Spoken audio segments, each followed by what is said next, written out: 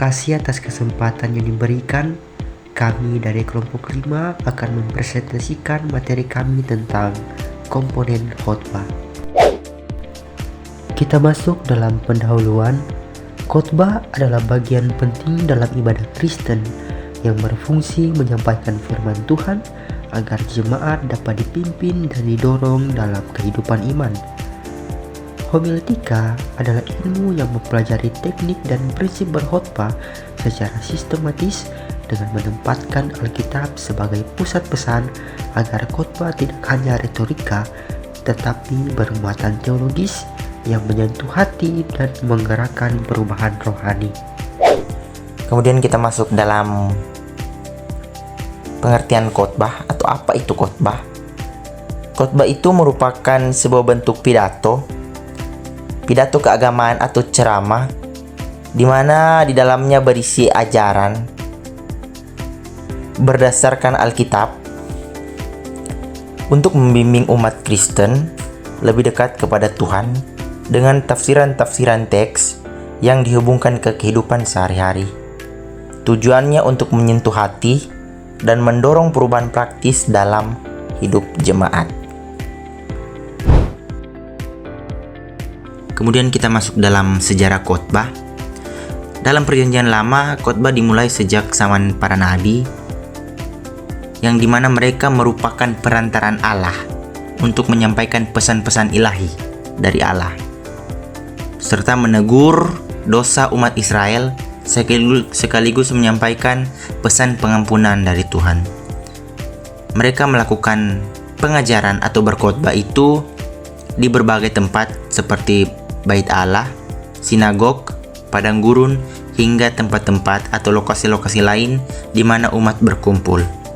Gaya berkhotbah mereka ini berbeda dari retorika para filsuf Yunani yang lebih menonjolkan logika dan kefasihan berbicara. Dalam zaman Perjanjian Baru, isi khotbah ini berpusat pada pemberitaan tentang Yesus Kristus yang telah mati dan bangkit. Pemberitaan Injil tidak lagi terbatas bagi bangsa Israel saja, tapi juga ditujukan kepada bangsa-bangsa lain agar semua dapat menerima keselamatan dan kasih karunia Allah. Kemudian pada abadnya yang keempat, khotbah ini mengalami perkembangan pesat seiring dengan diterimanya agama Kristen, di mana pada saat itu Kekaisaran Romawi secara resmi mengangkat agama Kristen menjadi agama negara setelah pertobatan Kaisar Konstantinus, di mana dalam masa ini itu melahirkan para pengkhotbah besar seperti Yohanes, Chrysostomus, Ambrosius, dan Agustinus yang berpengaruh besar dalam kehidupan rohani jemaat. Yang terakhir itu pada abad ke-16 atau zaman reformasi, di mana khotbah ini kembali menegaskan kemuliaan Kristus dan otoritas firman Allah, atau yang kita ketahui sola scriptura, di mana Alkitab ini merupakan otoritas tertinggi bukan hanya dalam pengajaran tetapi juga dalam praktik kehidupan. Para reformator besar seperti Martin Luther, Ulrich Zwingli, dan John Calvin membawa pembaruan besar yang mempengaruhi pertobatan pribadi serta tatanan sosial masyarakat. Penekanan mereka terhadap Kristus dan Alkitab sebagai pusat iman Kristen juga tampak dalam desain gereja pada masa itu.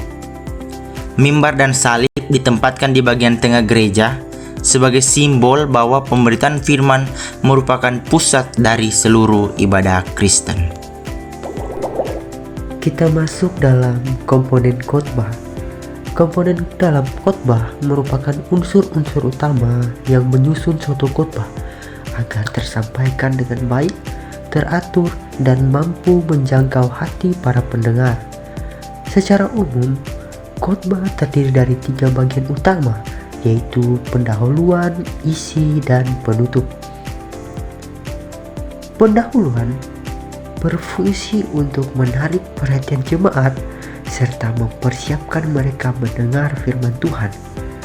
Bagian ini biasanya berisi pengantar singkat, kisah atau situasi yang relevan dengan tema khotbah. Selanjutnya, isi khotbah. Isi khotbah adalah keseluruhan materi atau ajaran yang disampaikan selama khotbah.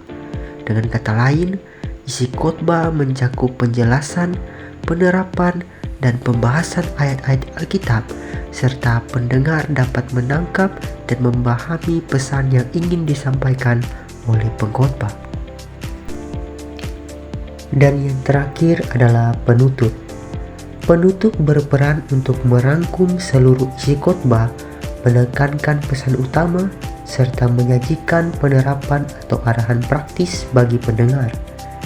Bagian ini juga bisa mencakup doa atau ajakan bagi jemaat untuk bertindak sesuai dengan ajaran yang telah disampaikan.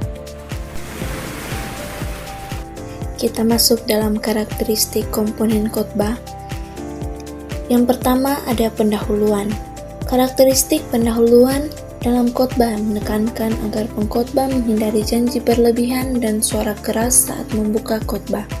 Pendahuluan harus singkat, fokus pada satu tema, dan disiapkan dengan baik supaya mampu menarik perhatian jemaat dan mempersiapkan mereka menerima firman Tuhan dengan baik. Dengan persiapan matang, pendahuluan menjadi dasar komunikasi yang jelas dan efektif. Kemudian yang kedua ada isi. Isi khotbah harus ringkas dan terstruktur dengan baik dalam 3-5 bagian pokok agar pesan dapat tersampaikan secara jelas dan mudah diingat. Masing-masing bagian fokus pada satu kalimat utama yang secara langsung terkait dengan ayat Alkitab yang dibahas, sehingga isi khotbah mempunyai dasar teologis yang kuat dan relevan. Struktur yang sistematis ini membantu pendengar memahami, merenungkan, dan menerapkan pesan firman Tuhan secara bertahap. Dan yang ketiga yaitu penutup. Penutup khotbah berfungsi untuk merangkum dan menegaskan pesan utama tanpa menambahkan materi baru agar pendengar tidak bingung atau kehilangan fokus. Bagian penutup khotbah harus bersifat ringkas dan menegaskan kembali pesan utama dari isi khotbah.